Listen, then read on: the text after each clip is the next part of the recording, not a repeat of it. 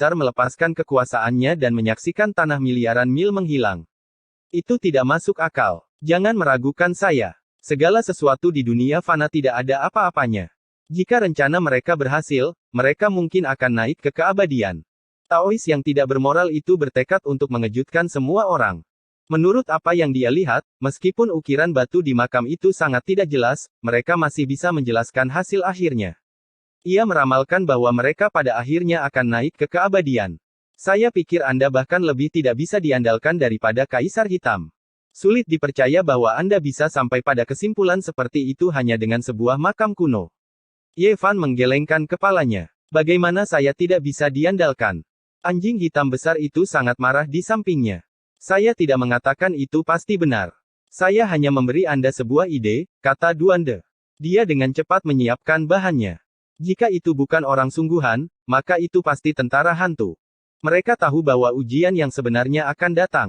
Kuil leluhur ini memiliki total 36 tingkat. 6 tingkat pertama baik-baik saja, tidak ada bahaya kematian. Tapi sulit untuk mengatakan untuk 6 tingkat terakhir. Sulit untuk menjamin bahwa tidak akan ada bencana. Jika tidak, 4 dinasti dewa dan alam pengocok cahaya tidak akan berhenti di sini. Lihatlah lebih dekat. Si buta tua sangat tenang. Di balik pintu batu itu ada dunia yang tidak bisa dipahami. Di malam hujan yang gelap gulita, petir berwarna darah melesat di langit dari waktu ke waktu. Di tanah, sekelompok tentara yang mengenakan baju besi kuno berjalan melalui jalan berlumpur.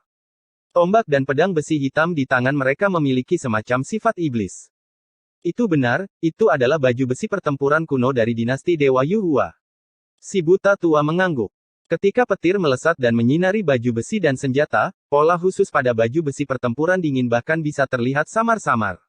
Tidak banyak orang yang bisa memakai baju besi semacam ini. Hanya mereka yang telah memberikan kontribusi besar yang bisa diberi penghargaan.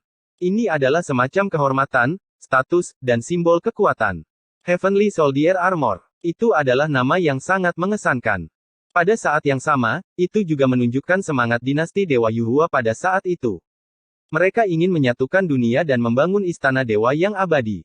Bahkan jika mereka memerintah dataran tengah atau bahkan menyatukan 5 wilayah, itu hanyalah kemuliaan yang fana. Harapan tertinggi mereka adalah naik ke keabadian, dan mereka telah bekerja tanpa lelah untuk tujuan ini. Pada saat yang sama, Ye Fan dan yang lainnya juga menggunakan berbagai metode mereka dan merasakan bahwa itu adalah seseorang dengan darah dan daging, bukan hantu. Ini menyebabkan mereka menggigil. Apa yang coba dilakukan oleh dinasti Dewa Yuhua? Orang-orang di dunia semua mengatakan bahwa mereka telah dimusnahkan, tetapi apa yang mereka lihat agak aneh. Tentara surgawi mereka masih ada di dunia ini, melindungi kuil suci tertinggi ini. Mari kita pergi dan melihat-lihat tempat lain. Mereka meninggalkan tempat ini dan memasuki dunia kecil kuil-kuil lainnya.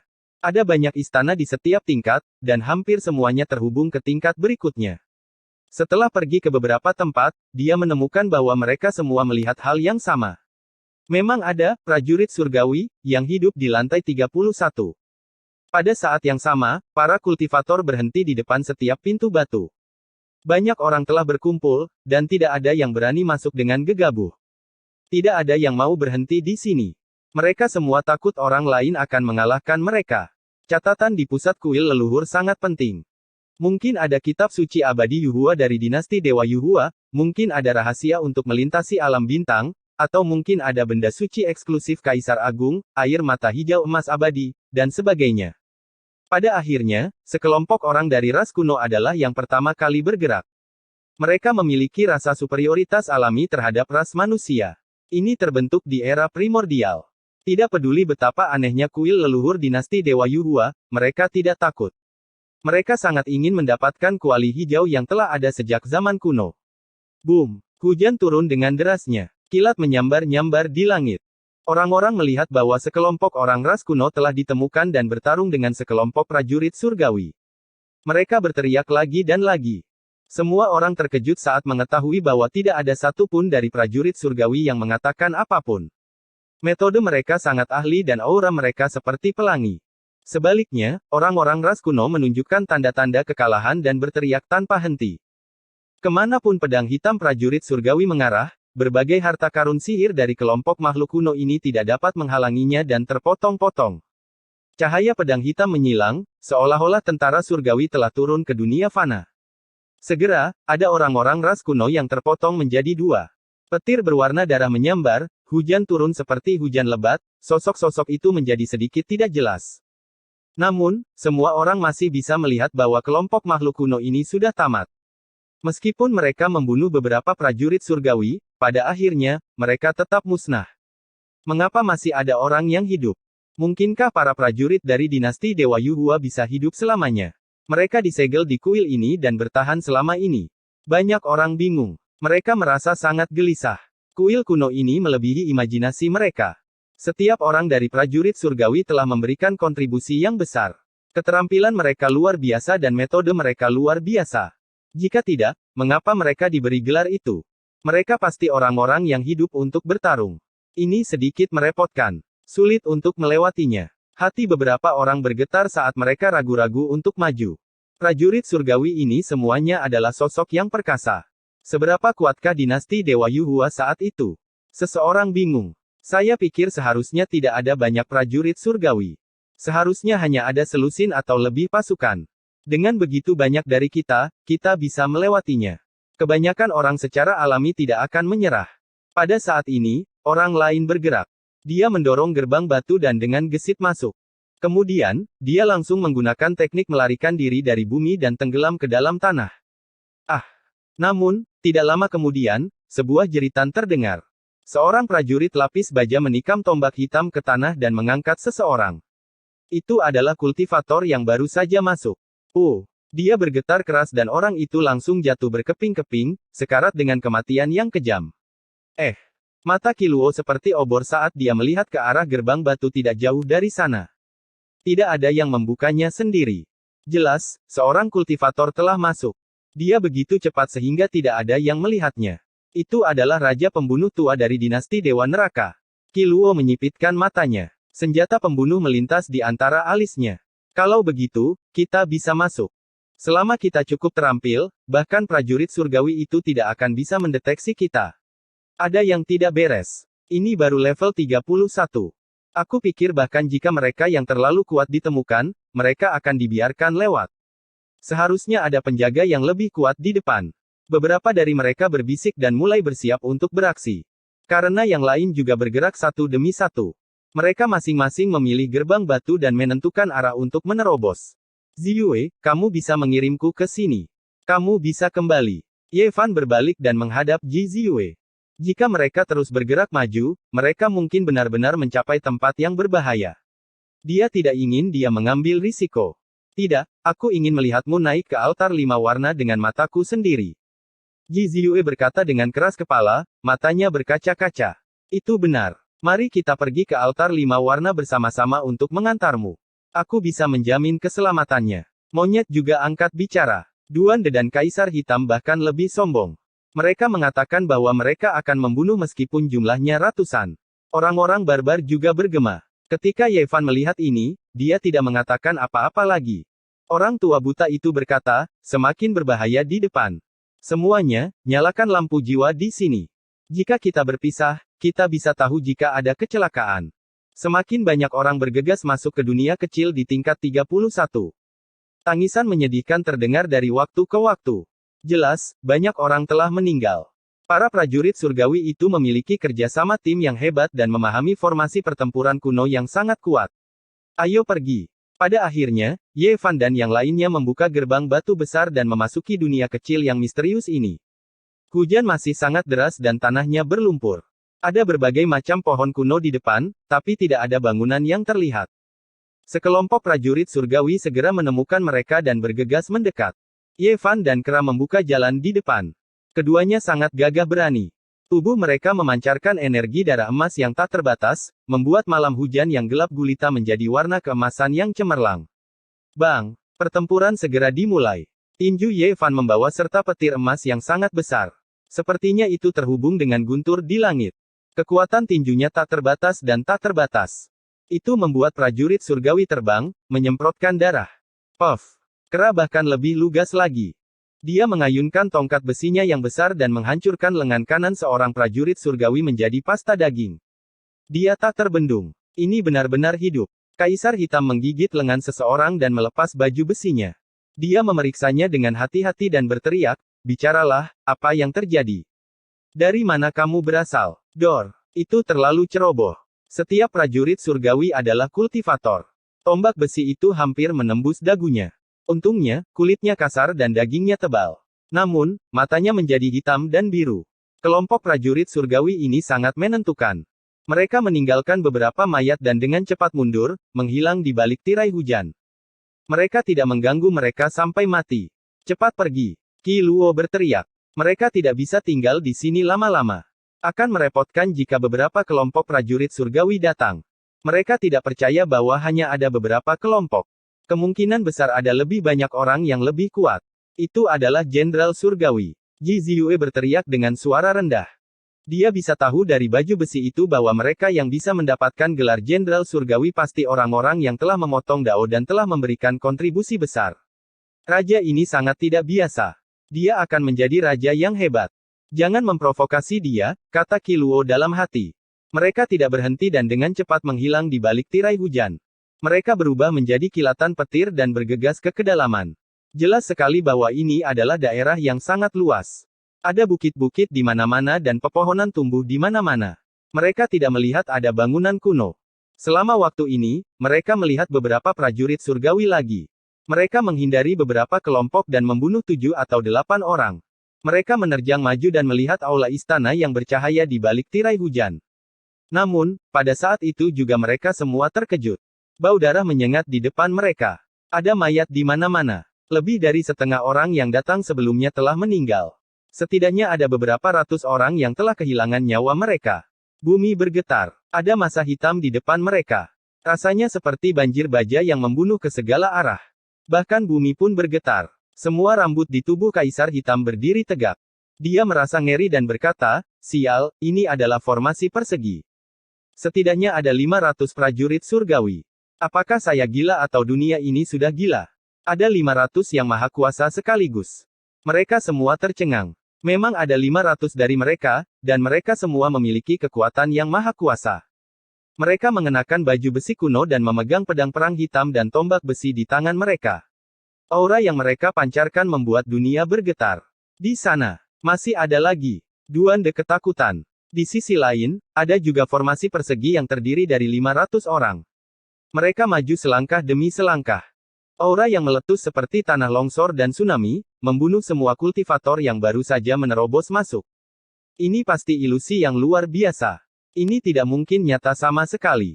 Bahkan dinasti Dewa Yuhua tidak mungkin memiliki 1000 yang maha kuasa di puncaknya. Orang tua buta itu berkata. Ini melampaui akal sehat dan tidak bisa dipahami sama sekali. Lebih dari 200.000 tahun telah berlalu. Bahkan jika dinasti Dewa Yuhua benar-benar ada secara aneh di dunia ini, bagaimana bisa menghasilkan begitu banyak kultivator di tempat yang hanya hidup dalam pengasingan? Ketika Yevan dan yang lainnya diam-diam pergi, mereka segera merasakan gelombang ketidaknyamanan. Ada semacam kekuatan runtuh langit dan bumi yang melonjak di depan wilayah pegunungan ini, membuat mereka sulit bernapas. Dunia ini akan runtuh, ada aura yang sangat kuat. Pada akhirnya, mereka berdiri di atas bukit dan melihat ke bawah. Mereka semua merasa ngeri dan tubuh mereka memancarkan aura dingin. Ada sebuah pemakaman di depan mereka. Sebagian besar loh batu telah jatuh. Hujan deras mengguyur. Banyak pemakaman kuno yang terbuka dan tulang-tulang putih merangkak keluar. Kemudian, daging dan darah dengan cepat tumbuh. Astaga, apa yang kulihat? Ini seharusnya adalah pemakaman para prajurit surgawi di masa lalu. Bagaimana mereka bisa hidup kembali? Mungkinkah dinasti Dewa Yuhua benar-benar menyerah pada kekuasaannya dan melakukan hal yang menentang surga?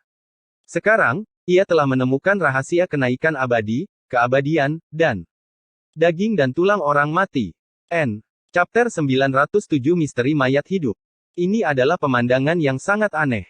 Batu-batu nisan tua terbelah satu demi satu, dan tangan-tangan kerangka seputih salju dan bahkan membusuk mengulurkan tangan mereka satu demi satu, perlahan-lahan memanjat ke atas. Sungguh luar biasa. Bahkan ampas tulang yang sudah lama membusuk dan tidak bisa dikenali lagi membentuk kerangka. Mereka dengan cepat menjadi daging dan darah. Kemudian, baju zirah surgawi yang telah lama berubah menjadi debu di dalam pemakaman juga membalikkan waktu. Dengan suara gemerincing, mereka berubah menjadi pakaian perang dan menutupi tubuh mereka. Wajah para prajurit surgawi itu pucat dan tanpa ekspresi. Mereka membiarkan baju zirah menutupi tubuh mereka. Kemudian, mereka memegang senjata mereka dan berjalan keluar selangkah demi selangkah. Mereka berbaris dalam formasi persegi dan maju ke depan. Ini tidak bisa dipercaya. Kulit kepala mereka mati rasa dan pori-pori mereka dipenuhi dengan udara dingin. Mereka tidak bisa mengerti. Mungkinkah ada orang yang bisa hidup selamanya dan tidak pernah mati? Hujan deras mengguyur.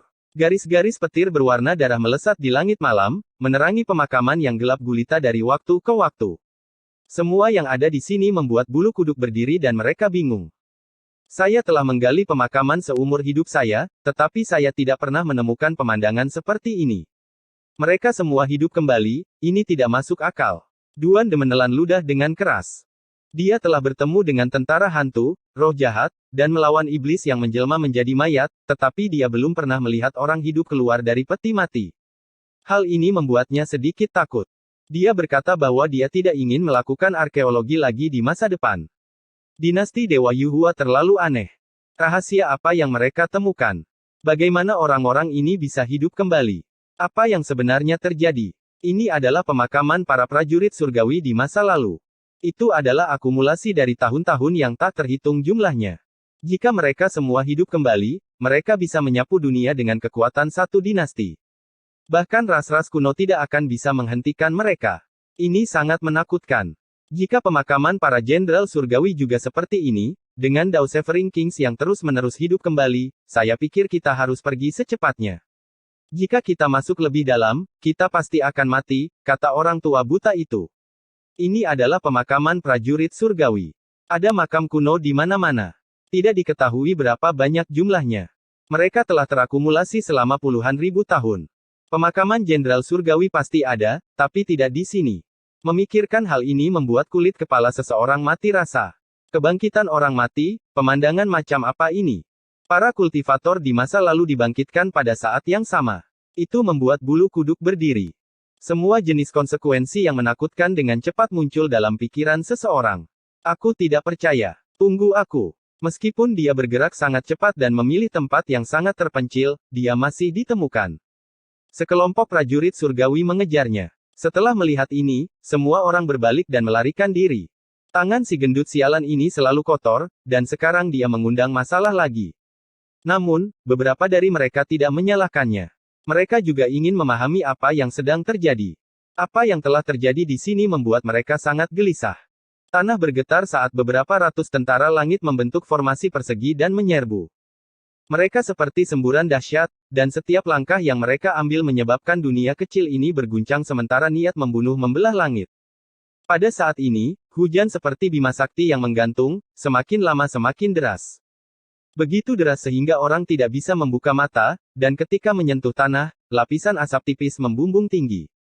Yevan dan yang lainnya berlari dengan gila-gilaan dan segera menghilang ke dalam bukit, menghilang ke dalam hutan. Mereka akhirnya berhasil menyingkirkan kelompok mayat hidup di belakang mereka. Duan De membuka kantung itu dan melepaskan tawanannya. Dia jatuh ke dalam air berlumpur, dan saat prajurit surgawi ingin berjuang, dia dirobohkan oleh cakar besar Kaisar Hitam. Beberapa dari mereka naik bersama dan menyegelnya. Kemudian, mereka segera menjelajahi lautan kesadarannya, ingin memahami segalanya. Aneh, lautan kesadaran benar-benar kosong.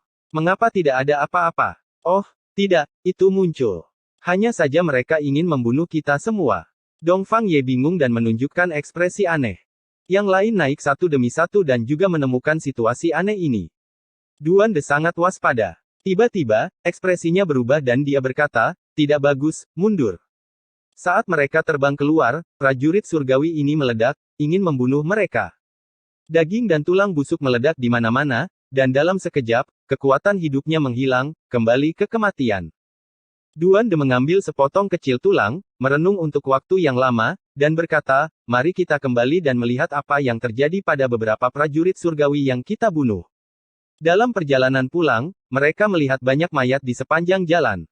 Mereka semua adalah kultivator yang baru saja masuk. Mayat mereka berserakan di tanah oleh tentara surgawi. Itu adalah pemandangan yang tragis. Darah bercampur dengan hujan, menciptakan pemandangan merah tua. Aneh, ini jelas di sini. Kami membunuh setidaknya 7 atau 8 prajurit surgawi. Kemana mayat-mayat itu pergi? Beberapa dari mereka sangat terkejut. Mereka tidak bisa menemukan mayat-mayat itu. Tidak perlu mencari. Mereka semua masih di sini, tapi mereka semua telah berubah menjadi debu. Duan De berkata dengan suara yang dalam.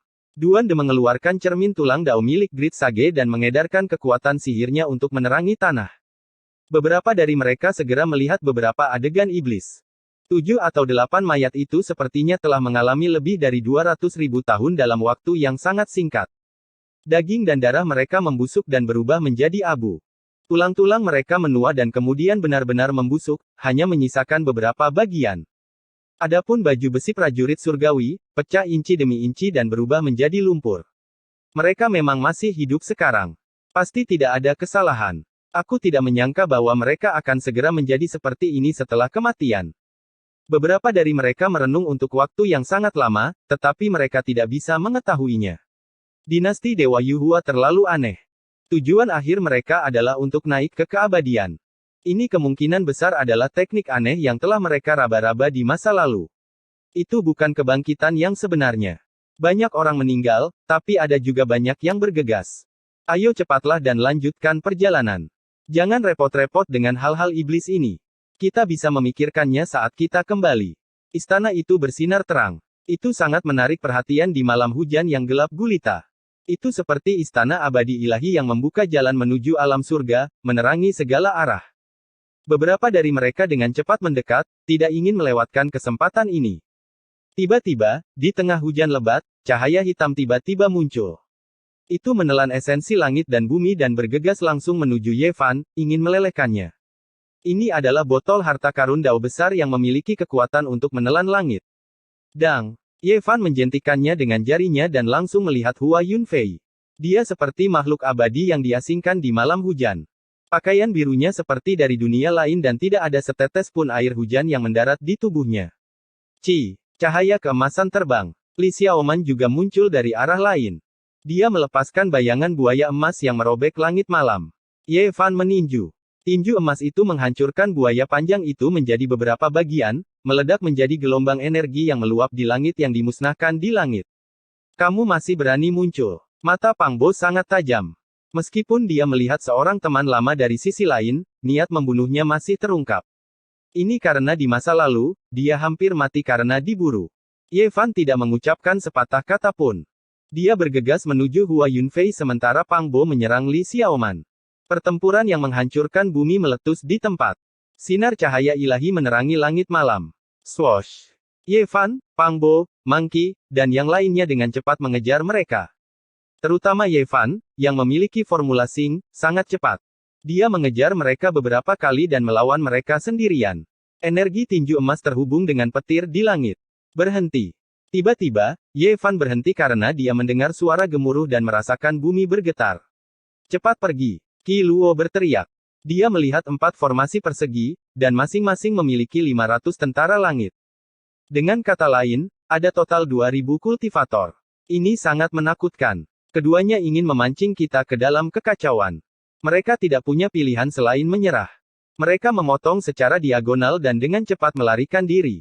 Setelah menghindari 4 formasi persegi yang menakutkan, siapa yang berani melawan begitu banyak tentara surgawi sendirian? Itu murni merayu kematian. Mereka mendekati aula istana yang bercahaya di bawah tirai hujan. Ada banyak tentara surgawi di sini, tetapi ada lebih banyak kultivator yang bergegas masuk dari luar. Mereka secara bertahap mendapatkan keunggulan, dan sekelompok besar orang membunuh dengan cara mereka. Mayat bergelimpangan satu demi satu. Mereka bertempur dalam pertempuran yang kacau. Ketika mereka melihat sumber cahaya di platform tinggi di depan mereka, mereka semua terguncang. Itu adalah kuil itu, dan ada seorang manusia batu yang duduk di sana. Tingginya kurang dari setengah kaki. Semua orang sudah tahu bahwa simbol-simbol di sekitarnya dapat meluluhkan orang, jadi tidak ada yang memperhatikannya. Sebaliknya, itu adalah kekuatan yang paling ilahi yang mengalir keluar. Helai demi helai, memasuki kehampaan, menari bersama petir dan menghilang ke kejauhan. Itu arah mausolem. Ye Fan tercengang. Itu benar. Kekuatan semacam inilah yang menghidupkan kembali kerangka-kerangka itu, kata Qi Luo dengan pasti. Dia merasakan aura familiar yang sama dengan yang ada pada tentara langit. Saya pikir saya tahu. Mengabadikan orang lain dan melengkapi tubuh sendiri. Ada sedikit catatan tentang hal itu di buku-buku kuno, kata Ji Ziyue. Ada kerugian besar untuk melakukan hal ini, dan hasil akhirnya adalah hal itu tidak mungkin dilakukan. Dan apa yang mereka lihat di depan mata mereka secara alami didasarkan pada teknik terlarang semacam itu. Bisa dibayangkan berapa banyak orang yang telah meninggal di kuil kuno itu. Setiap prajurit surgawi berhubungan dengan kehidupan. Tidak perlu khawatir tentang prajurit surgawi. Mereka tidak akan bertahan lebih dari beberapa hari di dunia ini dan akan kembali menjadi debu. Namun, kuil leluhur ini sangat menakutkan. Saya khawatir ini jauh lebih merepotkan daripada yang kita bayangkan.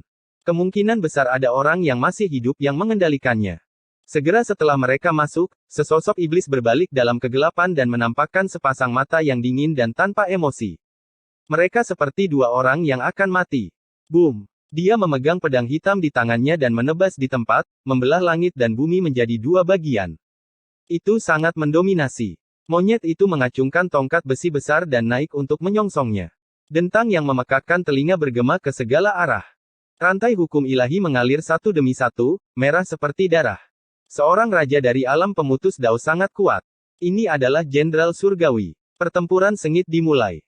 Meskipun monyet itu menghancurkan kepala raja ini dengan tongkatnya pada akhirnya, dia juga telah menghabiskan banyak energi vital. Jelas sekali bahwa ini bukan raja biasa. Dalam 2 hari berikutnya, mereka menghadapi masalah besar dan tidak dapat pergi. Tidak ada tentara surgawi di dunia kecil tingkat 32. Semuanya adalah jenderal surgawi. Ini adalah hal yang mengejutkan.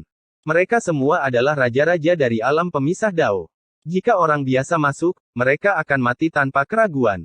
Tidak ada jalan keluar sama sekali. Satu-satunya hal yang membuat orang bersuka cita adalah tidak banyak jenderal surgawi dari alam pemutus dao. Selain itu, mereka semua sendirian dan tidak membentuk formasi persegi. Ini memberi mereka kesempatan untuk mengambil keuntungan. Meski begitu, jumlah jenderal surgawi di masa lalu tidaklah sedikit. Sulit bagi orang untuk bergerak 1 inci pun di daerah ini.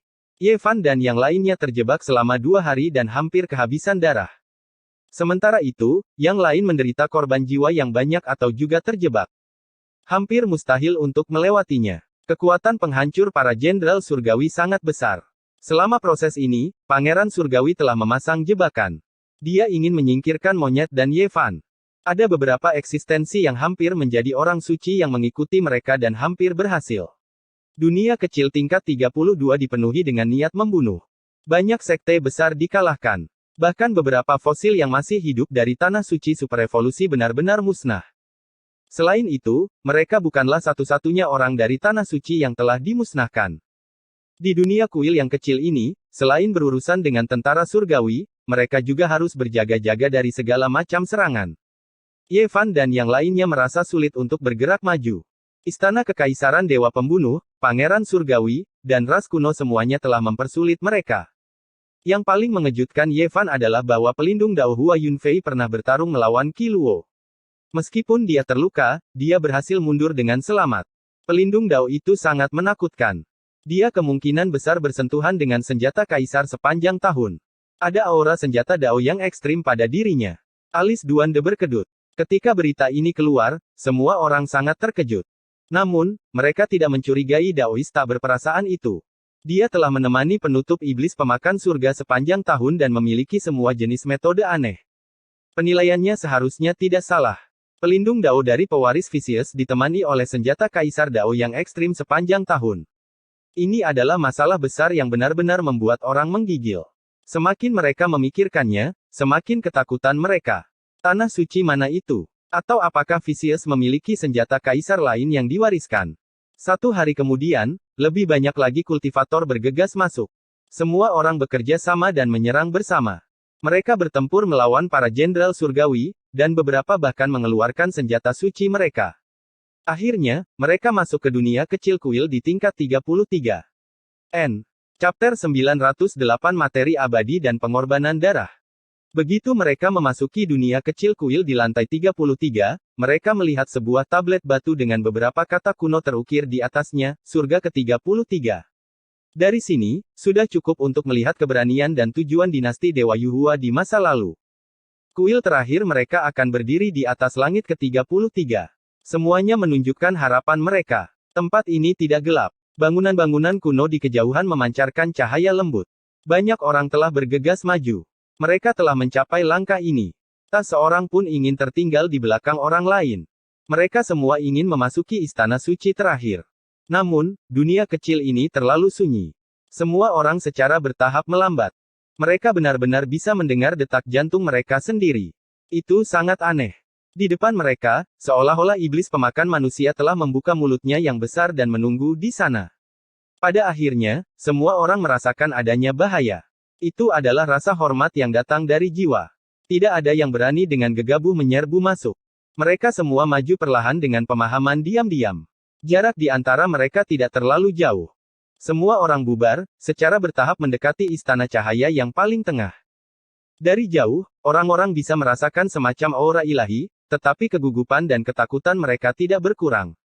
Ini adalah perasaan yang sangat aneh. Jelas ada aura keberuntungan yang datang ke arah mereka, tetapi mereka tidak bisa rileks. Mereka tidak bisa tidak merasa gugup. Ketika mereka semakin dekat, semua orang akhirnya melihat dengan jelas bahwa ada sebuah altar di depan Istana Agung. Permukaannya terukir dengan alur darah. Gayanya kuno, tidak diketahui sudah berapa tahun altar itu berdiri. Ini adalah tempat pengorbanan yang misterius. Orang-orang bahkan bisa membayangkan pemandangan darah yang menyirami altar di masa lalu, mengalir di sepanjang alur darah, membentuk garis-garis darah. Apa yang dikorbankan oleh dinasti Dewa Yuhua? Sudah terlalu lama, orang tidak tahu. Di bagian atas altar, ada beberapa benda yang mengeluarkan cahaya paling menyilaukan. Alasan mengapa istana ini megah berasal dari mereka. Benda-benda itu penuh keberuntungan dan suci. Bahan abadi yang langka. Seseorang berteriak karena terkejut. Ada keributan. Banyak orang ingin maju, tetapi mereka tidak bisa menahannya. Ada sepotong benda hijau terang yang tampak seperti mimpi. Ada sejenis kehidupan yang mengalir di sekitarnya. Benda itu berkilau dan tembus cahaya, berkali-kali lipat lebih indah daripada batu kalsedon yang paling sempurna di dunia. Meskipun mereka tidak mengenalinya, mereka tahu bahwa itu adalah bahan yang abadi. Ada aura luar biasa yang mengalir di sekelilingnya, seolah-olah itu bukan milik dunia ini. Itu jelas merupakan benda ilahi. Itu penuh dengan vitalitas, dan ada air mata yang menggantung di permukaannya. Ini adalah sepotong emas hijau air mata abadi seukuran kepalan tangan. Itu disegel dalam sepotong sumber ilahi, tidak terpapar ke udara. Seolah-olah itu terpisah dari dunia fana. Setelah lebih dari 200.000 tahun berlalu, itu tidak berubah sedikit pun. Benda yang dikorbankan di atas altar sebenarnya adalah bahan yang abadi. Ini adalah Kaisar Agung. Ini adalah benda suci yang eksklusif untuk Kaisar Agung. Ini adalah benda suci. Meskipun itu seolah-olah tak ternilai harganya. Tempat ini dalam kekacauan, sangat berisik.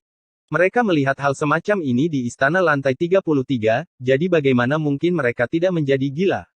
Ada beberapa orang yang tidak bisa menahan diri. Meskipun mereka merasa bahwa altar itu menakutkan, mereka tetap bergegas maju. Ada lebih dari satu bahan abadi di atas altar, ada juga 4 bola batu yang benar-benar bulat. Bola-bola itu juga hanya sebesar kepalan tangan, dan tidak bergerak. Tidak ada yang tahu apa itu. Hanya mata asal surgawi Ye Fan yang bisa melihatnya. Ekspresinya segera berubah, berteriak dengan keras, tidak ada yang bergerak tanpa pandang bulu. Siapa yang akan mendengarkannya sekarang? Mereka yang bisa mencapai langkah ini semuanya adalah raksasa di suatu daerah, yang menghadap ke dunia. Mereka semua memiliki aura supremasi, terutama orang-orang dari ras kuno yang bahkan lebih liar dan liar. Mereka semua mengulurkan tangan dan meraih ke depan. Ada serangga ilahi di sana. Ye Fan langsung berteriak. Namun, tidak ada yang berhenti, semuanya memperebutkannya. Semua jenis harta karun cahaya dan magis terbang, menyerang mereka yang akan sampai di sana lebih dulu. Bahkan jika kamu memberitahu mereka bahwa ada hantu bijak di sana, mereka akan tetap memperebutkan materi abadi. Mereka tidak akan berhenti, kata Pang Bo. Begitulah hati manusia. Ayo cepat dan mundur. Kulit batu juga merupakan sumber ilahi, tersegel di dalamnya ada 4 serangga pembunuh dewa khusus. Ye Fan berkata dengan suara berat, dengan cepat memimpin yang lain untuk mundur. Kekuatan ilahi melonjak, membuat seluruh altar bergetar.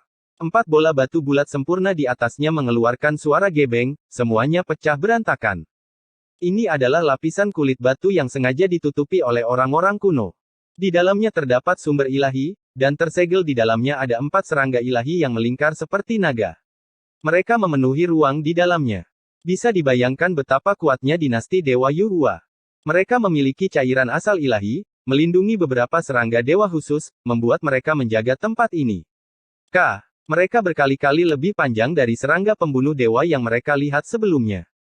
Mereka seperti 4 naga kecil tak bertanduk, tubuh mereka mengeluarkan cahaya keemasan ke segala arah. Pada saat itu juga, mereka melepaskan gelombang aura pahit yang menutupi langit dan bumi. Hanya ada 4 serangga ilahi, tetapi ketika mereka bergerak, seolah-olah ada pasukan besar yang menyerbu. Dunia kecil di kuil lantai 33 segera mulai berguncang hebat, seolah-olah akan runtuh. Teriakan-teriakan menyedihkan terdengar satu demi satu. Tidak ada yang bisa menghentikan mereka. 4 serangga ilahi seperti naga kecil itu tak terhentikan, semuanya terbunuh dengan satu serangan. Semua jenis harta magis yang menyerang sama sekali tidak berguna, semuanya dihancurkan oleh cahaya keemasan. Keempat serangga ilahi itu secepat kilat, menembus tengkorak manusia setiap saat. Tidak ada senjata yang bisa menghentikan mereka. Semua orang dengan cepat mundur. Hampir tidak mungkin untuk menang melawan keempat serangga ilahi ini. Sulit untuk menentukan level dari keempat serangga ilahi ini. Mereka membunuh orang seperti lalat, menghancurkan sekelompok ahli. Tanah berlumuran darah. Semua orang mundur seperti air pasang. Beberapa orang mengeluarkan senjata suci warisan mereka, atau mereka pasti akan mati. Mereka menopang penghalang cahaya, melindungi orang-orang di sisi mereka. Semua orang melihat bahwa itu adalah orang-orang dari klan angin. Tubuh burung Phoenix itu berada di dalam penghalang cahaya, menopang pohon berharga 5 warna. Itu menyapu hamparan demi hamparan kemegahan ilahi, menghentikan serangga ilahi yang bergegas ke arah mereka. Darah serangga ilahi ini cukup murni, mungkin mereka setengah serangga ilahi. Qi Luo berkata dengan suara berat. Di sisi lain, ada orang-orang dari Kekaisaran Kejayaan kuno yang juga mengeluarkan senjata suci mereka untuk melindungi diri mereka sendiri. Mereka dengan cepat mundur. Situasinya sangat berbahaya.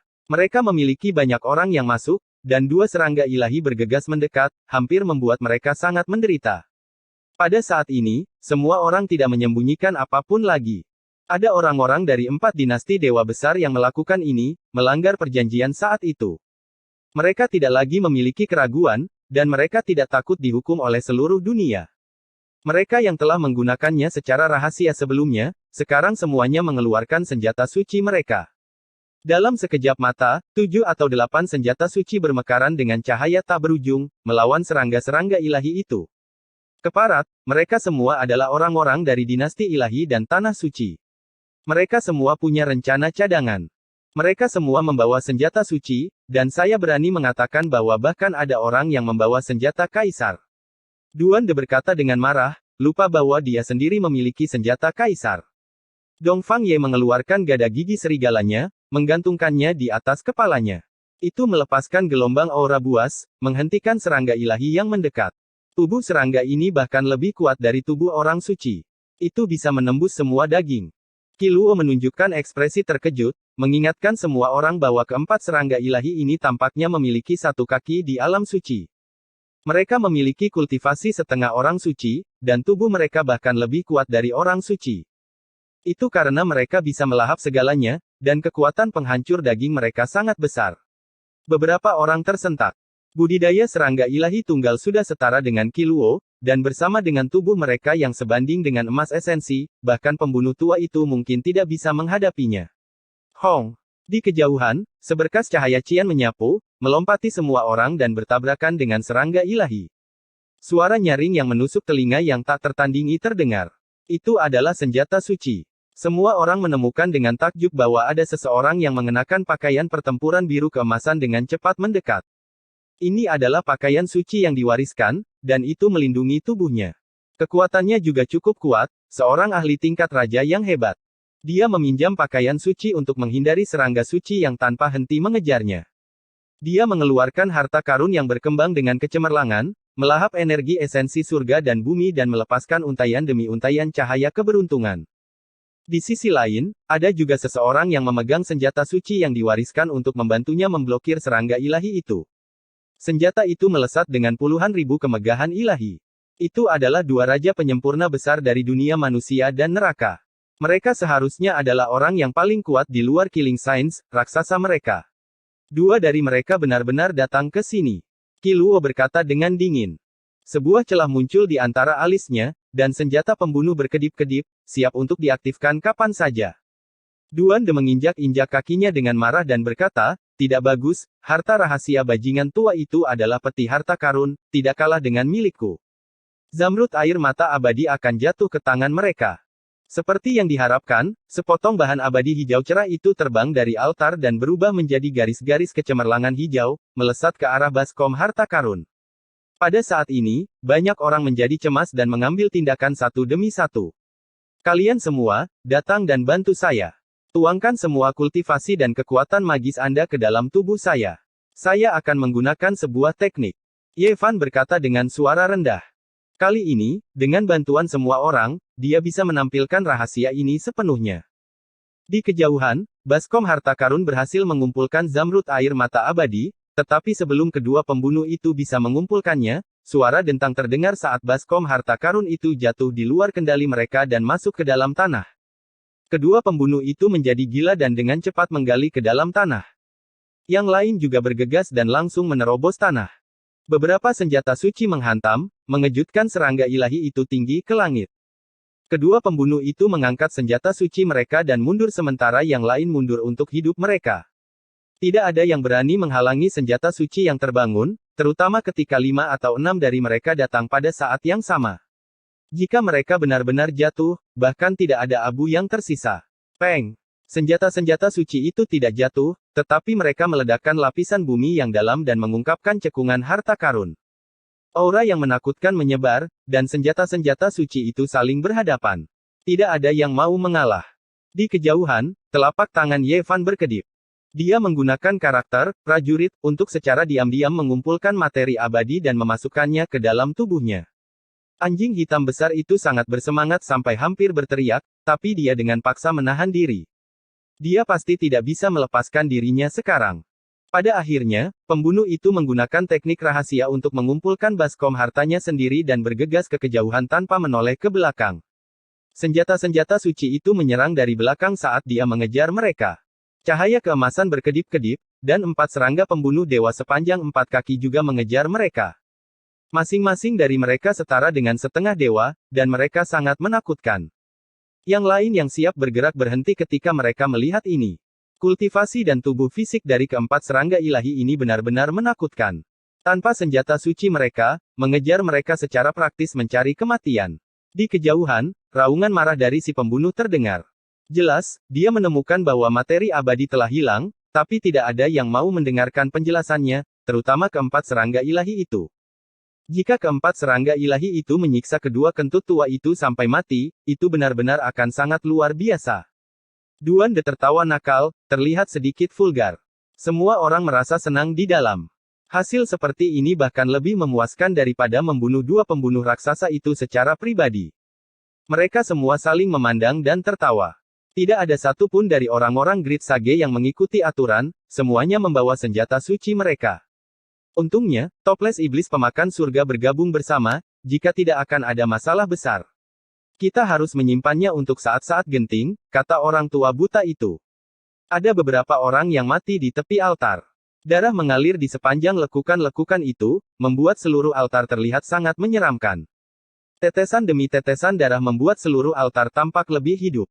Sebenarnya ada banyak ukiran di permukaannya, semuanya adalah naga sejati, atau mungkin lebih tepat dikatakan serangga ilahi, jelas dan hidup. Ini agak aneh. Untuk apa altar ini digunakan? Darah sepertinya mengalir ke altar. Mungkinkah ada hal yang lebih berharga di dalamnya? Banyak orang yang sangat bingung. Bahkan lebih banyak lagi orang yang menunjukkan kekhawatiran, merasa sangat khawatir, takut sesuatu yang buruk akan terjadi. Ada beberapa orang yang cukup tegas, mengatakan bahwa mereka harus segera menghancurkan altar ini untuk mencegah sesuatu yang tidak diharapkan terjadi. Hong, altar yang menyeramkan ini sangat kokoh, tetapi masih bisa dihancurkan oleh semua jenis senjata. Asap dan debu beterbangan kemana-mana, runtuh ke tanah. Alur darah ini mengarah ke bagian dalam altar. Bagian dalamnya sudah berlumuran darah, basah kuyup dalam pemandangan yang agak mengerikan. Selain itu, dinding batu itu benar-benar hitam dan merah, gelombang energi baleful memenuhi udara. Semua orang tidak bisa menahan diri untuk tidak menggigil kedinginan. Bisa dibayangkan bahwa bertahun-tahun yang lalu, tempat ini sering diresapi dengan darah untuk melakukan pengorbanan hidup. Ada sebuah istana batu di bawah lempengan batu ini. Mengapa disegel? Ada yang tidak beres, darah bisa menetes ke dalam istana batu. Banyak orang mundur karena terkejut. Istana batu di bawah altar itu sangat kecil, hanya setinggi 1 meter atau lebih. Itu tampak seperti kuil yang dibangun untuk para kurcaci, sebuah hasil karya yang luar biasa. Peng! Seseorang menendang istana batu itu. Hamparan cahaya keemasan yang berkobar segera melonjak. Pada saat itu juga, hati semua orang bergetar. Banyak orang berteriak keras, dan kemudian mereka melarikan diri untuk menyelamatkan diri. Yevan segera mengguncang kuali di atas kepalanya, melepaskan hamparan api 9 warna, melindungi semua orang di dalamnya. Api ini bahkan bisa membunuh orang suci. Astaga, serangga pembunuh dewa yang begitu besar, itu pasti serangga leluhur berdarah murni. Cepat lari. Semua orang sangat ketakutan, bergegas ke kejauhan. Di dalam istana batu setinggi 1 meter, ada 2 makhluk yang memiliki panjang 1 meter, melingkar seperti naga. Mereka beberapa kali lebih besar dari 4 makhluk sebelumnya. Tak perlu dikatakan lagi, mereka pasti memiliki kultivasi dari orang suci kuno. Bahkan jika mereka bukan serangga leluhur berdarah murni, mereka tidak jauh dari itu. Satu saja sudah cukup untuk menghancurkan semua orang di sini. Yevan dan yang lainnya juga terbang kembali. Jika kedua serangga pembunuh dewa ini terbangun dan bergegas keluar, kemungkinan tidak ada seorang pun yang memasuki kuil leluhur yang bisa bertahan. Hal ini menyebabkan bulu kuduk semua orang berdiri, dan mereka tidak berani berhenti. Aku berkata, apakah kalian melihat itu? Kedua serangga suci itu tidur dengan leher terjalin, menjaga kotak batu misterius bersama-sama, kata Duan De sambil melarikan diri. Dasar gendut terkutuk, kau benar-benar tidak menyerah. Lihatlah situasinya sekarang, kamu masih memikirkan harta karun, umpat Kiluo. Anjing hitam besar itu memiliki karakter moral yang sama dengan Duan De, dan berkata, saya juga melihat gaya kotak batu itu sederhana dan tanpa hiasan, dengan ukiran naga dan burung phoenix di atasnya. Saya merasa ada sesuatu yang mengejutkan di dalamnya. Jika tidak, mengapa dinasti Dewa Yuhua mengeluarkan cairan asal ilahi untuk menjaga beberapa serangga dewa tingkat suci kuno tetap hidup dan menjaganya? Mereka semua melihat kotak batu itu dan tahu bahwa pasti ada sesuatu yang menantang surga di dalamnya, tapi siapa yang berani mengambilnya saat ini? Bagaimana mereka bisa mendapatkannya?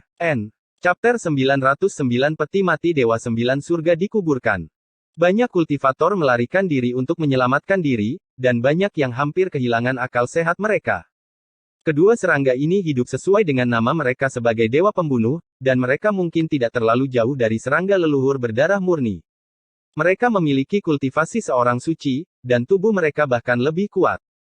Mereka pasti bisa membunuh para suci, dan tidak ada yang bisa mengalahkan mereka. Lari. Semua orang pergi tanpa menoleh ke belakang, melarikan diri menuju dunia kecil kuil di tingkat 32. Mereka berencana untuk meninggalkan tempat ini sepenuhnya dan tidak masuk lebih dalam lagi. Pada saat ini, sulit untuk memiliki senjata suci, dan mereka yang masuk mungkin akan terbunuh. Hanya dengan menggunakan senjata berdaulat mereka dapat menyelamatkan nyawa mereka, tetapi hanya beberapa dinasti ilahi dan tanah suci yang memilikinya. Namun, ketika semua orang melarikan diri, beberapa orang pergi ke arah yang berlawanan, langsung bergegas menuju dunia kecil kuil di tingkat 34, menghilang ke pintu batu dalam sekejap mata. Pikiran orang berbeda, dan tidak mungkin sama. Tidak peduli bagaimana situasinya, akan selalu ada orang gila yang tidak takut mati. Dalam sekejap mata, dunia kecil kuil di tingkat 33 menjadi sunyi. Semua orang telah melarikan diri, dan bahkan seseorang yang sekuat Kiluo, seorang setengah suci, melarikan diri dengan gila, tidak berani berpura-pura menjadi dalam. Aku berkata, pemimpin pembunuh, dengan semangat pembunuhanmu yang tak kenal takut, kamu bisa mengambil kastanya dari api sekarang, dan mengeluarkan kotak batu yang menantang surga itu, anjing hitam besar itu mendesak. Semua orang melihat bahwa ada bahan surgawi di atas altar, air mata surga berwarna hijau emas. Siapa yang tahu benda yang lebih menantang surga apalagi yang ada di dalam kotak batu itu, karena ada dua serangga suci kelas suci yang menjaganya. Kiluo tidak mengatakan apa-apa, dan duduk di atas kaisar hitam yang seperti banteng. Dia berhenti berlari, dan memperlakukannya sebagai tunggangan, hampir membuatnya berlutut. Guk, dasar orang tua busuk. Kaisar hitam berteriak. Qiluo tidak ingin menjadi sasaran anjing hitam yang bisa mengukir formasi Kaisar Agung ini, jadi itu tidak terlalu berlebihan. Dia mendorong tubuhnya, dan melompat ke depan.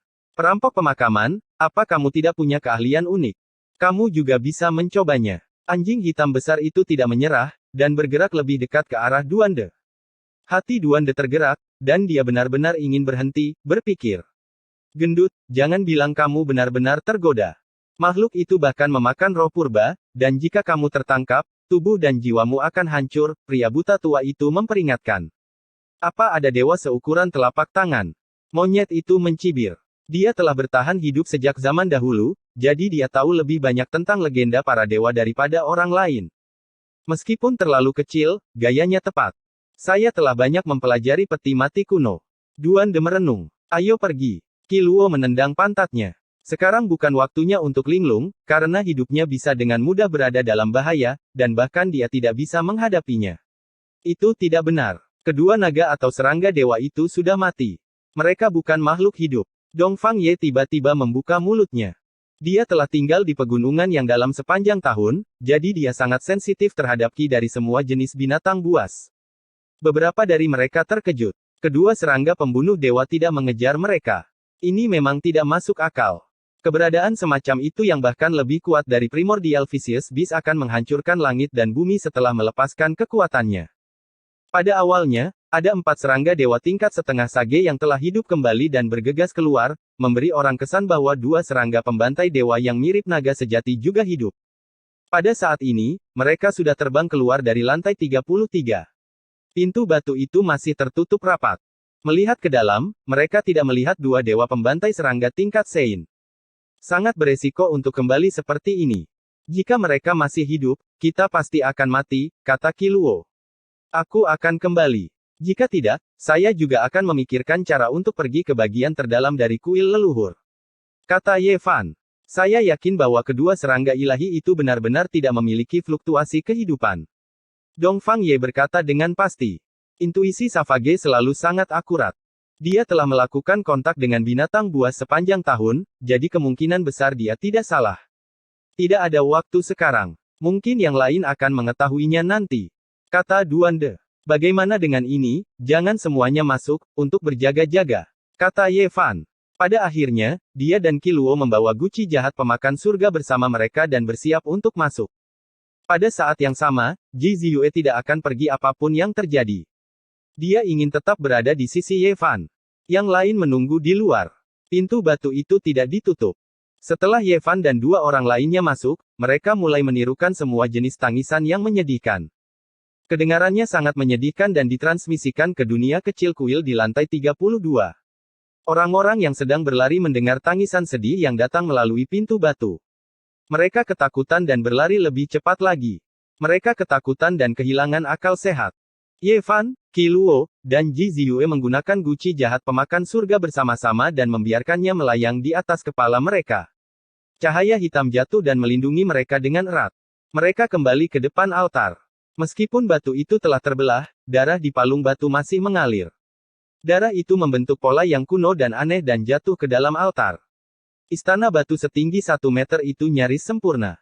Itu bisa dikatakan sebagai karya para dewa. Jika diperbesar 1000 kali, itu pasti akan menjadi istana surgawi abadi yang menjulang tinggi. 2 dewa pembantai serangga melingkar. Seluruh tubuh mereka bersinar. Mereka mendominasi seperti naga sungguhan. Tubuh mereka kuat dan kuat. Mereka benar-benar mati, kata Qiluo. Ye Fan dengan hati-hati mengamati dan menghela nafas lega. Ada 2 lubang di sumber ilahi yang menyegel mereka. Dia tidak tahu dari era mana itu berasal, tapi mereka pasti sudah keluar sebelumnya. Meskipun mereka kembali masuk kemudian, segel itu akhirnya rusak. Qiluo membuka blok sumber ilahi dan mengeluarkan 2 serangga pembantai dewa. Mereka mati tapi tidak rusak. Meskipun esensi mereka hampir menghilang, masih ada jejak-jejak kekuatan suci. Jika bukan karena toples jahat pemakan surga, orang biasa tidak akan bisa mendekati 2 serangga dewa saat mereka meninggalkan blok sumber dewa. Ini adalah kekuatan dari serangga dewa yang seperti naga. Ini benar-benar hal yang bagus. Orang suci kuno biasanya akan kembali ke Dao setelah mereka meninggal dan memurnikan diri mereka sendiri di langit dan bumi. Sangat sedikit orang yang bisa melestarikan tubuh jasmani mereka. Satu mata Qi Luo memancarkan cahaya ilahi yang cerah. Ini adalah materi ilahi langka yang dapat digunakan sebagai inkarnasi. Orang harus tahu bahwa mayat dari dua serangga ilahi jauh lebih kuat daripada tubuh orang-orang suci kuno. Bagi si pembunuh tua, itu seperti sepasang sayap dewa. Ini benar-benar terlihat seperti peti mati kecil, kata Ji Ziyue dengan rasa ingin tahu sambil mengambil kotak batu itu ke tangannya. Mereka bertiga dengan hati-hati mengamati untuk beberapa saat dan semuanya terkejut. Darah yang menetes dari alur darah akan jatuh ke dalam istana batu dan kemudian berkumpul di peti mati batu kecil ini di sepanjang garis ilusi di dalam istana batu. Ini benar-benar aneh. Apakah mereka akan menggunakan darah untuk menyirami peti mati kecil yang aneh ini? Apa gunanya ini? Mereka tidak bisa mengetahuinya, tidak peduli bagaimana mereka memikirkannya. Di masa lalu, seseorang pernah menggunakan darah untuk menyiramnya. Selain itu, setidaknya itu adalah darah orang suci. Ye Fan dan Qi Luo merasakan kulit kepala mereka mati rasa. Makhluk apa ini yang sebenarnya ingin menggunakan darah orang suci untuk menyiraminya? Kemudian, mereka segera mengerti. Alur darah di altar pengorbanan yang hancur itu memiliki kegunaan yang besar. Itu sama sekali bukan pengorbanan hidup biasa. Alur darah mengalir dengan darah orang suci. Bahkan Qi Luo menggigil. Mungkinkah seperti yang dikatakan Duande, bahwa ini adalah peti mati kuno ilahi dengan sesuatu yang menantang surga di dalamnya? Melihat ukiran dan pola kuno pada kotak batu, mereka merasakan perubahan. Mari kita tinggalkan tempat ini dulu dan temukan tempat tanpa ada orang di sekitar untuk membukanya, kata Ji Ziyue. Mereka berubah menjadi tiga berkas cahaya dan meninggalkan tempat ini. Tak lama kemudian, mereka bertemu dengan monyet dan yang lainnya. Kemudian, mereka memasuki malam yang hujan dan menghilang ke sebuah sudut. Dunia kecil di tingkat 32 berwarna kehitaman. Tanahnya kering dan keras, bayang-bayang pepohonan menari-nari, dan ada kabut hitam berbentuk pita yang masih tersisa. Ini adalah dunia yang sangat berbahaya. Para jenderal surgawi berkeliaran, semuanya telah memutuskan Dao. Mereka diam dan sangat kuat. Tidak diketahui berapa banyak orang yang telah meninggal dalam persidangan ini. Ye Fan dan yang lainnya baru saja menyembunyikan diri ketika banyak orang bergegas kembali. Tanah suci telah kembali dan benar-benar membawa bala bantuan. Kekuatan senjata kaisar meluap. Teman-teman Dao, situasinya telah berubah. Sekte-sekte di dunia luar telah berdiskusi satu sama lain dan datang untuk menyelamatkan semua orang. Seseorang berteriak keras di dunia kecil dan menyebarkan berita semacam ini. Dia memberi tahu semua orang bahwa orang-orang dari berbagai sekte tidak lagi terbatas pada 2 atau 3 orang. Ini jelas merupakan serangan berskala besar. Apakah mereka menggunakan senjata kaisar?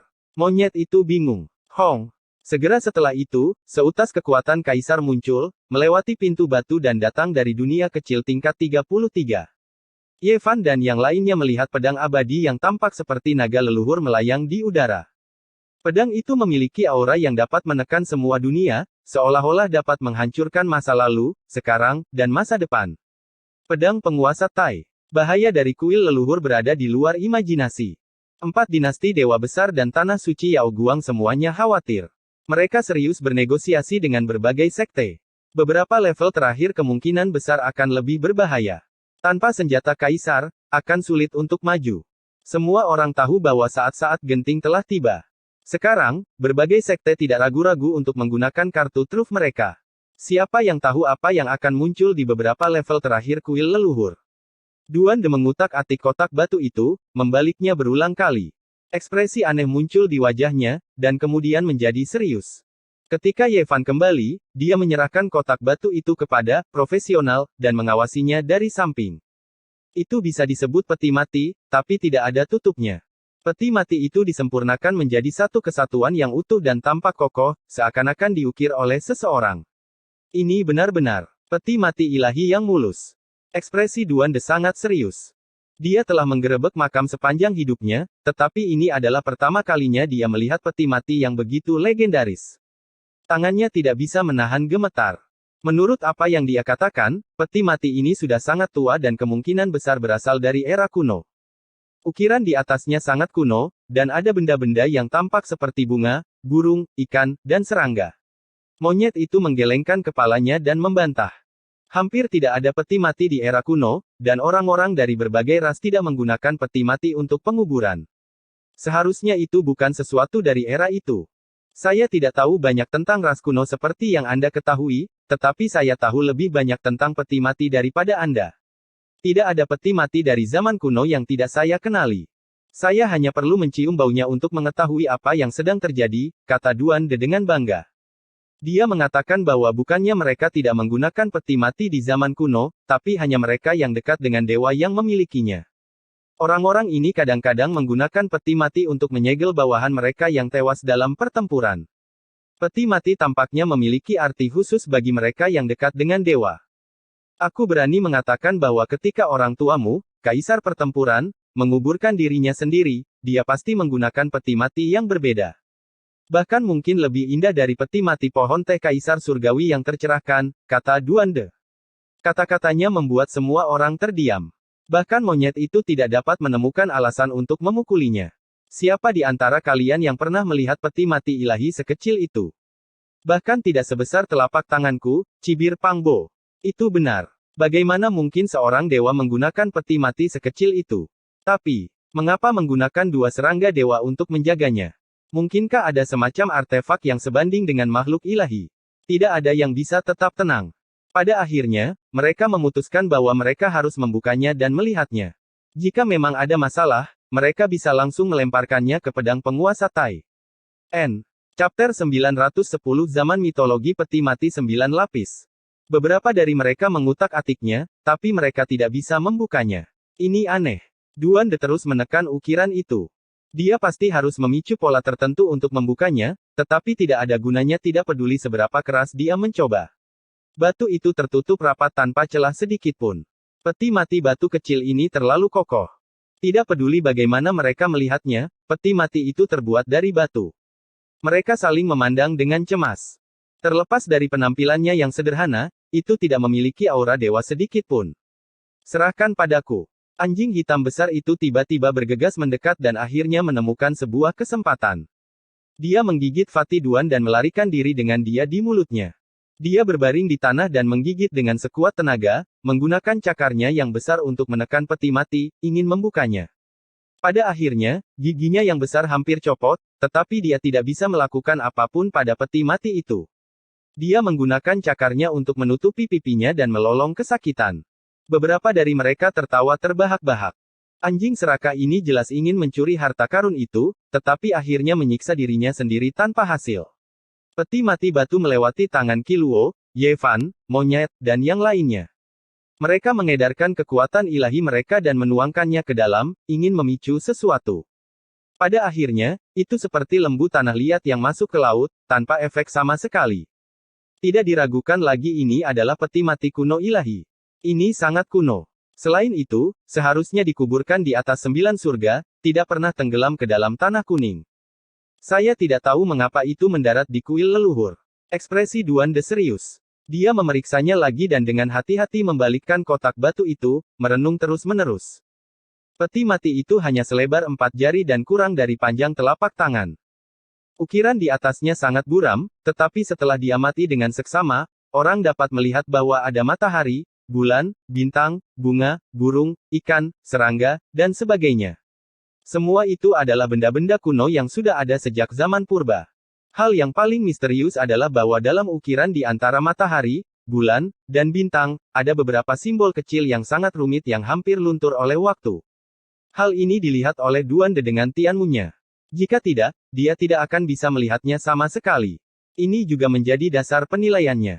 Terlalu banyak waktu telah berlalu, dan simbol-simbol terbang yang aneh ini terlalu dalam. Beberapa dari mereka mencoba untuk menyimpulkannya, tetapi mereka masih tidak bisa memahaminya. Mereka bisa dikatakan tidak jelas dan sulit dimengerti.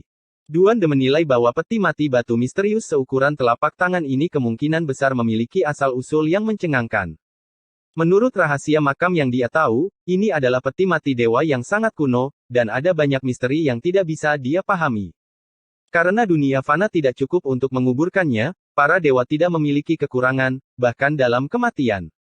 Hanya 9 surga yang menjadi tempat peristirahatan terakhir mereka di alam semesta yang tak berpenghuni. Peti mati dewa yang dikubur di 9 surga selalu menjadi legenda dan belum pernah terlihat sebelumnya. Saat itu, dinasti Dewa Yuhua sangat kuat. Mereka bahkan berhasil mendapatkan benda seperti itu. Berapa banyak domain bintang yang telah mereka jelajahi? Duande terkejut. Yang lainnya tidak bisa berkata-kata. Asal mula peti mati kecil yang biasa-biasa saja ini begitu hebat, itu benar-benar membuat mereka ngeri. Ada sesuatu yang luar biasa di dalamnya. Saat itu, dinasti Dewa Yuhua sangat makmur. Mereka memiliki altar 5 warna yang mengarah ke alam luar, tetapi tidak ada yang tahu di mana mereka berada. Melalui apa yang mereka lihat hari ini, itu sudah cukup untuk membuktikan kekuatan mereka yang belum pernah terjadi sebelumnya. Ilahi mereka adalah waktu T. Itu belum tentu terjadi. Mereka mungkin sudah menyerah pada kekuasaan mereka. Apapun situasinya, itu adalah hal yang menakutkan. Itu penuh dengan misteri dan hal-hal yang tidak diketahui. Mereka bisa melihat sekilas sudut masa lalu, tahun-tahun yang luar biasa dari para pahlawan di generasi mereka. Mereka memiliki otoritas tertinggi dan kekuatan tempur. Apakah ini juga peti mati dewa? Ye Fan secara alami memikirkan peti mati perunggu kuno yang ditarik oleh 9 naga. Secara komparatif, itu bahkan lebih megah dan megah. Mari kita tidak membicarakan hal lain dulu. Cepat buka peti mati ini. Anjing hitam besar itu tidak bisa duduk diam seolah-olah pantatnya terbakar. Dia lebih cemas daripada orang lain. Pada akhirnya, si kera menjadi kejam. Semua bulu emas di tubuhnya berdiri tegak. Dia terlahir dengan kekuatan ilahi. Dia meraih peti mati kecil itu dengan kedua tangannya dan menekannya pada kakinya, ingin menghancurkannya. Pada akhirnya, dia meringis kesakitan dan tidak bisa bergerak. Ye Fan terkejut. Dia menggunakan semua kekuatan di tubuhnya untuk memecahkan peti mati kecil itu. Energi darah emas di tubuhnya menutupi langit dan bumi, tapi tetap saja tidak berguna. Teteskan sedikit darah di atasnya. Mungkin ini akan membukanya, kata Ji Ziyue. Dia memikirkan altar darah. Semua orang tercengang. Mendengar ini, mereka mengangguk. Pang Bo dan Dong Fang Ye mencoba satu demi satu. Mereka meneteskan beberapa tetes darah, tetapi tidak ada gunanya. Masih tidak ada perubahan. Kita mungkin membutuhkan darah orang suci. Pada akhirnya, semua orang melihat ke arah Qi Luo. Dia hanya tinggal setengah langkah lagi untuk menjadi orang suci. Darah di tubuhnya seharusnya sangat menakutkan. Mungkin itu bisa digunakan untuk membuka kotak batu misterius. Kalian harus berpikir dengan hati-hati.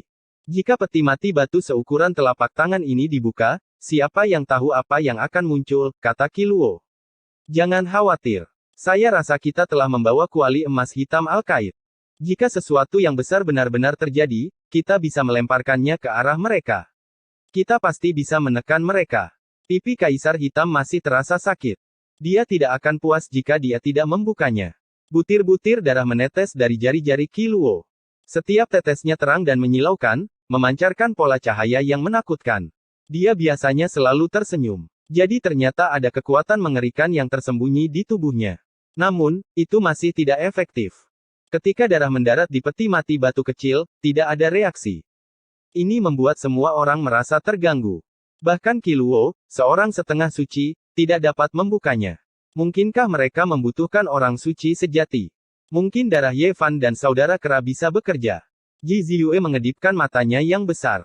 Karena kedua orang ini memiliki konstitusi khusus, mereka memiliki kekuatan garis keturunan yang menentang surga. Biarkan aku mencoba. Ye Fan menerimanya. Butiran darah emas mengalir dari ujung jarinya dan menetes ke peti mati batu. Pada saat itu juga, peti mati batu itu bergetar. Ini benar-benar berhasil. Beri aku beberapa tetes lagi, anjing hitam besar itu berseru. Dari kelihatannya, anjing itu tidak menginginkan apa-apa selain mengencingi Ye Fan agar darahnya bisa menutupi peti mati batu itu. Ketika 6 tetes darah emas jatuh, peti mati batu seukuran telapak tangan itu mengeluarkan suara kaca ringan. Sebuah retakan muncul di atasnya, dan sebuah tanda muncul di dinding batu yang awalnya utuh. Ini benar-benar aneh. Tadi, itu adalah batu yang kokoh tidak peduli bagaimana aku melihatnya. Sekarang setelah tutup peti mati itu terbuka, itu benar-benar dapat dipisahkan. Yang lain semua menjentikkan lidah mereka dengan heran. Ye Fan meneteskan 3 tetes darah lagi. Dengan suara, kaca tutup peti mati itu terbuka. Secara otomatis membuka celah hitam, dan riak misterius mengalir keluar. Mundur. Ye Fan memberi isyarat. Di tanah, hanya ada peti mati batu kecil. Yang lainnya sudah mundur jauh. Ye Fan menggunakan karakter rahasia pasukan untuk membuka tutup peti mati dan menggunakan tungku dewi untuk melindungi dirinya sendiri. Dia harus berhati-hati, karena hanya surga yang tahu apa yang akan terjadi ketika seorang makhluk abadi terlibat.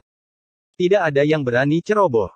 Pak, ini hanya peti mati bagian luar. Ada lapisan peti mati lain di dalamnya, kata Duande. Yang lain berjalan mendekat. Benar saja, ada peti mati yang sedikit lebih kecil di dalamnya. Setelah dikeluarkan, peti mati itu masih tertutup rapat, dan tidak ada satu pun celah. Terlihat jelas bahwa darah masih menetes darinya. Ye Fan tidak ragu-ragu. Kali ini, dia meneteskan total 18 tetesan darah emas. Peti mati kecil itu menyerapnya, dan dengan suara kaca, peti mati itu terbuka. Yang lain tertegun setelah membuka tutup peti mati. Mereka menemukan bahwa masih ada peti mati kecil di dalamnya, dan bahkan lebih kecil lagi. Tidak mungkin. Ekspresi Duande berubah. Tidak apa-apa. Lagi. Ye Fan mulai meneteskan darah lagi. Kali ini, 27 tetesan darah emas menetes ke bawah, dan baru kemudian tutup peti mati terbuka. Sial, ada peti mati kecil lagi. Anjing hitam besar itu hampir menjadi gila, dan dia berteriak dengan aneh sambil menutupi pipinya. Namun, dia tidak berani menggigitnya kali ini. Sial, ada berapa lapisan? Pang Bo juga bingung. Ye Fan tidak mempercayainya. Dia terus meneteskan darah, dan dalam satu tarikan napas, dia membuka 6 lapisan. Itu masih peti mati di dalam peti mati, dan terakhir kali, Ye Fan menggunakan 54 tetes darah emas. Beberapa dari mereka ketakutan. Mereka benar-benar ingin membukanya, tetapi mereka tidak berani. Pasti ada masalah besar dengan peti mati kecil ini. Itu sebenarnya adalah peti mati di dalam peti mati, dan tidak ada ujungnya. Tidak mungkin ada 9 lapisan, kan? 9 kali 9 kembali menjadi 1. Monyet menunjukkan ekspresi terkejut, dan ekspresinya bingung seolah-olah dia memikirkan sesuatu. Jangan dibuka. Peti mati kecil ini tidak bisa disentuh sekarang. Jika itu benar-benar dibuka, kemungkinan besar akan ada perubahan yang menentang surga. Saya sangat curiga. Ekspresi Duande sangat jelek, dan sedikit pucat.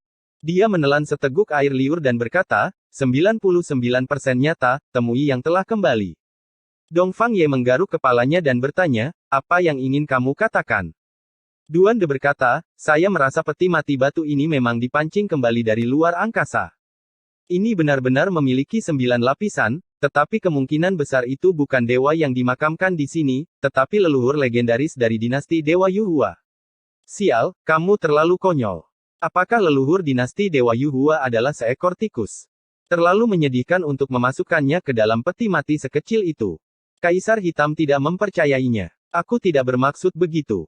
Saya mengatakan bahwa Kaisar Agung tidak akan membiarkan peti matinya terlihat begitu kecil, kata Kaisar Hitam. Dia telah mengikuti Wuxi sebelumnya dan merasa bahwa Kaisar Agung itu agung dan bisa menyapu bersih semuanya.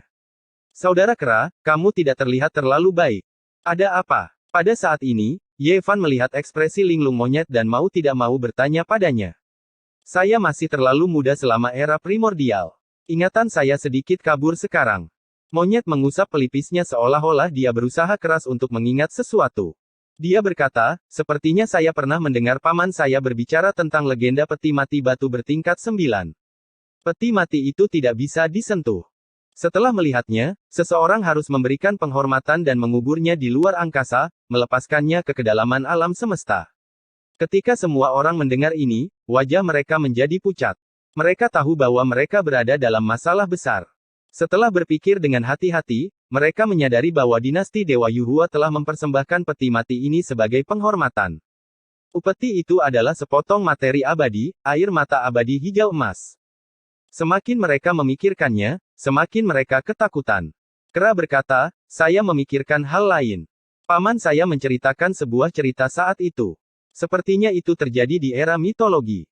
Dikatakan bahwa keluarga kerajaan nomor 1 setelah keluarga kerajaan memperoleh peti mati batu bertingkat 9. Pada akhirnya, seluruh keluarga itu hancur. Dikatakan bahwa seseorang mengirimkannya ke kedalaman alam semesta kemudian, yang menghentikan kekacauan yang menakutkan. Mungkinkah kehancuran dinasti Dewa Yuhua terkait dengan peti mati batu kecil ini? Semua orang menggigil. Mereka memikirkan semua yang dihancurkan di sini dan cetakan telapak tangan besar di urat nadi leluhur. Itu adalah serangan yang menghancurkan 1.000.000 mil. Sulit untuk menghubungkan serangan yang begitu besar dengan peti mati batu yang begitu kecil. Altar tempat peti mati batu kecil itu berada sangat khusus. Kalian semua harus memperhatikan.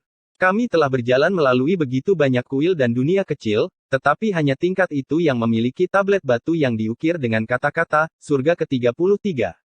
Orang tua buta itu berkata. Semua orang tertegun.